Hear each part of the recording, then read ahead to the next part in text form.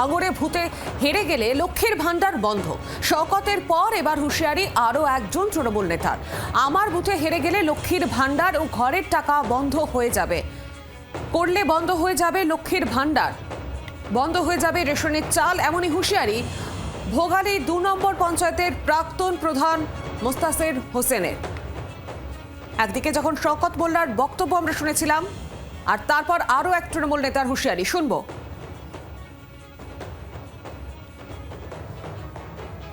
যখন দেখা যাবে 15টা বুথ জিতে গেছে আর আমার বুথ হেরে গেছে, পশ্চিম কাটালের একটা বুথ হেরে গেছে, দেখবে সব লক্ষ্মীর ভান্ডার বন্ধ হয়ে যাবে, বন্ধ হয়ে যাবে রেশনের চাল, ঘরের টাকা বন্ধ হয়ে যাবে, ঠেকাতে পারবে না। যেমন এখন শানপুকুরির লোক বুঝতে পেরেছে, চালতে বেড়ের লোক বুঝতে পেরেছে, পলিহাট টুয়ের লোক বুঝতে পেরেছে, সব বন্ধ হয়ে যাবে, কিচ্ছু করার থাকবে না। 1,500 করে টাকা ফের করে দিচ্ছে। আবার ভালো করে বুটটা জেতাও, জিতে আদর করে বলো যে আরো 500 টাকা বাড়াও, আমরা গিয়ে সেখানে পায়ে ধরতে পারবো। আপনারা শুনলেন ভোগালী ২ নম্বর পঞ্চায়েতের প্রাক্তন প্রধান মোদাসের হোসেনের এই বক্তব্য। একদিকে আমরা শুনেছিলাম শওকত মোল্লা যেখানে বলেছিলেন যে যদি হেরে যাওয়া হয় তাহলে সবকিছুই বন্ধ করে দেবে, টাকা বন্ধ করে দেওয়া হবে। এবার সে একই সুর শোনা গেল এই তৃণমূল নেতার গলায়। আরো বিস্তারিত আপডেট দেবেন, সঙ্গে রয়েছেন প্রতিনিধি প্রসেনজিৎ সর্দার। প্রসেনজিৎ, শওকত মোল্লার পর আরো এক তৃণমূল নেতার গলায় এই মন্তব্য, শাসক নেতৃত্বের তরফে কি জানা যাচ্ছে?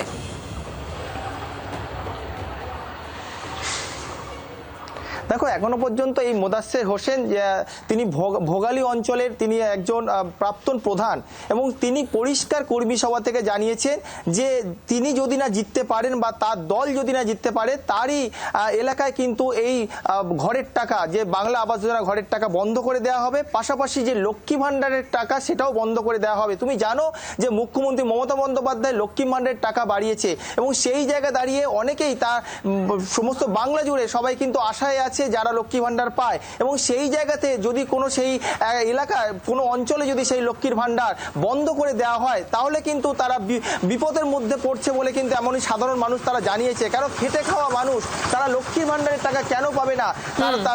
এবং এই যে মোদাসের হোসেন তিনি পরিষ্কার জানিয়েছে যে তার অঞ্চলে যারা তিনি যদি হেরে যান বা সেই বুথ যদি হারে, তাহলে কিন্তু লক্ষ্মীর ভান্ডার বন্ধ করে দেওয়া হবে।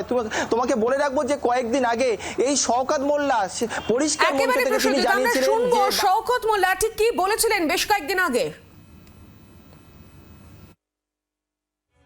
যারা মমতা বন্দ্যোপাধ্যায়ের সবকে কুৎসা করে বলে মমতা বন্দ্যোপাধ্যায়ের বাবার টাকা, আমার মনে হয় তাদের এই টাকা বন্ধ হওয়া উচিত।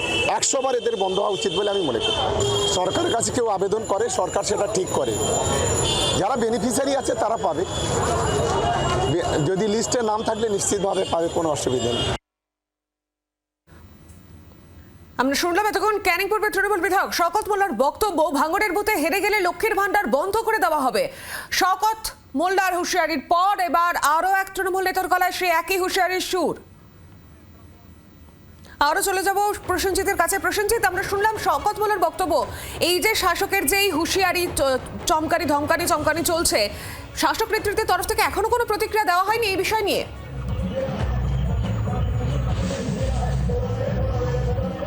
দেখো, এখনো পর্যন্ত তোমাকে বলে রাখবো যে তোমাকে যে ভাঙড় 2 একটা আইএসএফ এর শক্ত ঘাঁটি, যেখানে পঞ্চায়েত ভোট হোক বা 21-এর বিধানসভা তারা কিন্তু ভালো ফল করেছিল। সেই জায়গা দাঁড়িয়ে লোকসভা ভোটে কিছুটা হলেও মার্জিন কিন্তু অনেকটা কমে গেছিল এই আইএসএফ এর, এবং আইএসএফ এর তরফ থেকে জানানো হয়েছিল যে জোর জবরদস্ত ভোটে কিন্তু তারা ভোটের রেজাল্ট ভালো করেছে, এবং বাহুবলের জোরে এই ভোটের রেজাল্ট কিন্তু ভালো হয়েছে। সেই জায়গা দাঁড়িয়ে তুমি জানো 26-এর ভোট, সেই জায়গায় তুমি সঙ্গে থাকো। এই মুহূর্তে আমাদের সঙ্গে রয়েছেন টেলিফোন লাইনে বিজেপি নেতা রাহুল সিনহা। রাহুল বাবু, আমরা শওকত মোল্লার মুখে শুনেছিলাম এবং একই সুর শোনা যাচ্ছে আরো একজন প্রাক্তন তৃণমূল নেতার মুখে, যে বলা হচ্ছে লক্ষ্মীর ভান্ডারের টাকা বন্ধ করে দেওয়া হবে যদি আমরা ভোটে হেরে যাই, বা লক্ষ্মীর ভান্ডারের ঘরের টাকা বন্ধ করে দেওয়া হবে, এমনই মন্তব্য। কিভাবে দেখছেন গোটা বিষয়টা?